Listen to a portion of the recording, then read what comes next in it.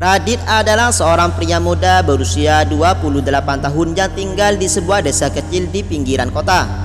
Hidupnya penuh dengan perjuangan. Ayahnya telah meninggal saat Radit masih kecil, meninggalkan beban besar pada ibunya yang bekerja sebagai buruh cuci.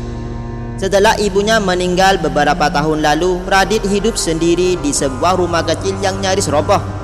Sehari-hari, Radit bekerja serabutan, mulai dari menjadi kuli di pasar, membantu petani memanen padi, hingga menjadi tukang ojek dengan sepeda tua miliknya. Meski bekerja keras, penghasilannya tidak pernah cukup untuk makan 3 kali sehari. Radit sering makan seadanya, nasi dengan garam atau mie instan.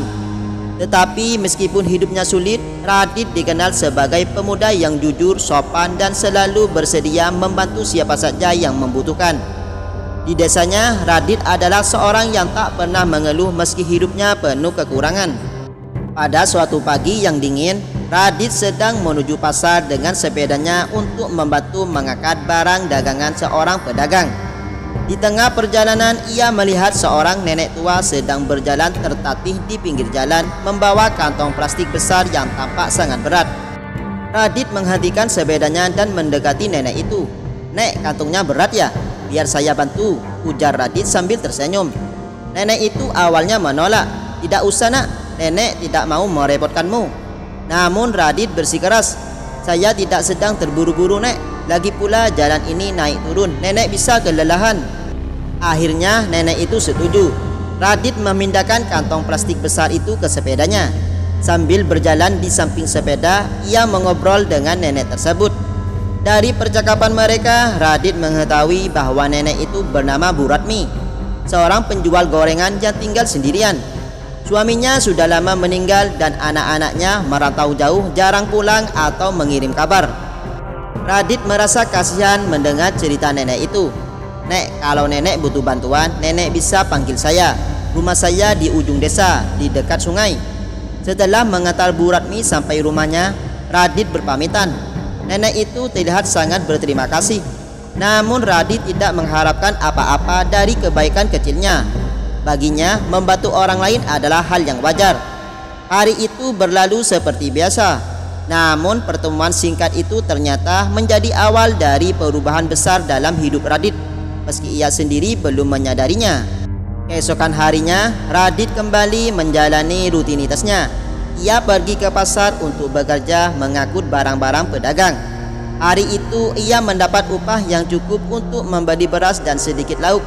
Meski sederhana, ia merasa cukup bersyukur.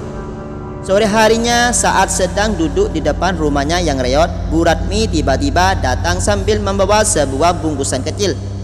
"Radit, ini ada gorengan untukmu. Nenek buat tadi pagi. Sekadar ucapan terima kasih karena kamu sudah membantu kemarin," kata Bu Ratmi sambil tersenyum. Radit merasa sungkan. "Aduh nek, gak usah repot-repot. Saya cuman bantu sedikit, gak perlu balasan seperti ini." Namun Bu Ratmi memaksa. "Nenek tidak punya banyak, tapi ini cara nenek menunjukkan rasa terima kasih. Terimalah nak." Akhirnya Radit menerima gorengan itu. Ia merasa senang dan sedikit terharu karena jarang ada orang yang begitu peduli padanya. Sejak saat itu hubungan mereka menjadi lebih dekat. Radit sering membantu Bu Ratmi membawa barang dagangannya ke pasar, dan sebagian gantinya Bu Ratmi selalu memberikan sedikit makanan untuk Radit. Namun suatu hari saat Radit sedang membantu Bu Ratmi di pasar, nenek itu tiba-tiba jatuh pingsan. Orang-orang di sekitar panik, tetapi Radit segera bertindak cepat. Ia memanggil ojek untuk membawa Bu Ratmi ke puskesmas. Sesampainya di puskesmas, dokter mengatakan bahwa Bu Ratmi terlalu lelah dan kurang asupan gizi.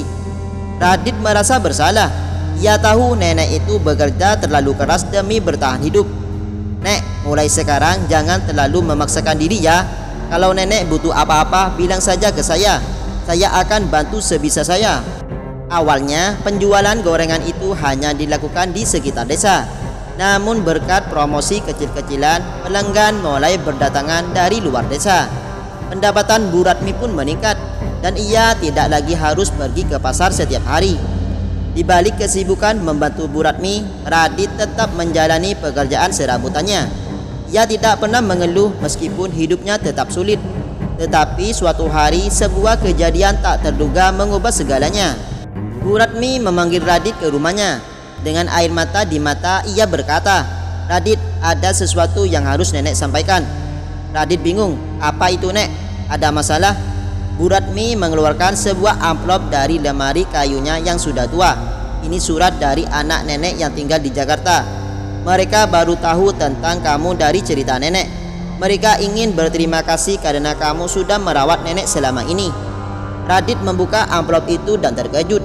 Di dalamnya terdapat surat serta cek dengan jumlah uang yang sangat besar. Anak-anak Bu Ratmi memutuskan untuk membantu Radit membangun kehidupan yang lebih baik sebagai bentuk rasa terima kasih atas kebaikannya. Radit membaca surat dari anak-anak Bu Ratmi dengan perasaan campur aduk. Surat itu mengungkapkan betapa mereka merasa bersyukur karena Radit telah menjaga ibu mereka di saat mereka tidak bisa hadir. Cek dalam amplop itu adalah bentuk rasa terima kasih mereka. "Nek, saya nggak bisa terima ini. Ini terlalu besar. Nenek saja yang pakai uang ini untuk kebutuhan nenek," kata Radit dengan nada sungkan. Namun Bu Ratmi menatapnya dengan lembut. "Radit, kamu ini seperti anak sendiri buat nenek. Anak-anak nenek sudah sepakat bahwa uang ini juga untuk kamu. Kamu sudah melakukan hal yang bahkan mereka sendiri tidak mampu lakukan, merawat dan menjaga nenek dengan tulus. Jangan ditolak, Nak. Anggap ini rezeki yang Tuhan berikan melalui nenek." Radit akhirnya menerima cek itu meskipun hatinya masih diliputi keraguan. Ia tidak pernah membayangkan bahwa kebaikan kecil yang ia lakukan akan berbalas sebesar ini. Uang tersebut ia gunakan dengan bijak. Pertama, ia memperbaiki rumah kecilnya yang hampir roboh. Radit juga membeli sepeda motor bekas untuk mempermudah pekerjaannya sebagai tukang ojek. Namun Radit tidak hanya memikirkan dirinya sendiri. Ia menyisihkan sebagian uang itu untuk membantu Bu Ratmi membuka usaha gorengan yang lebih besar. Dengan modal tersebut, mereka membangun sebuah kios kecil di pinggir jalan utama desa. Kini Bu Ratmi tidak perlu lagi berkeliling menjual dagangannya, dan Radit membantu mengelola kios tersebut sambil tetap menjalani pekerjaan lainnya. Beberapa bulan berlalu, usaha gorengan Bu Ratmi berkembang pesat. Pelanggannya tidak hanya datang dari desa, tetapi juga dari luar kota karena gorengan yang dijual terkenal renyah dan lezat. Dengan penghasilan yang semakin baik, kehidupan Bu Ratmi dan Radit menjadi jauh lebih stabil. Pada suatu hari, anak-anak Bu Ratmi datang berkunjung ke desa. Mereka bertemu dengan Radit untuk pertama kalinya. Salah satu anaknya, Pak Dimas, menawarkan sesuatu yang mengejutkan. "Radit, saya lihat kamu punya jiwa kerja keras dan kepedulian yang besar.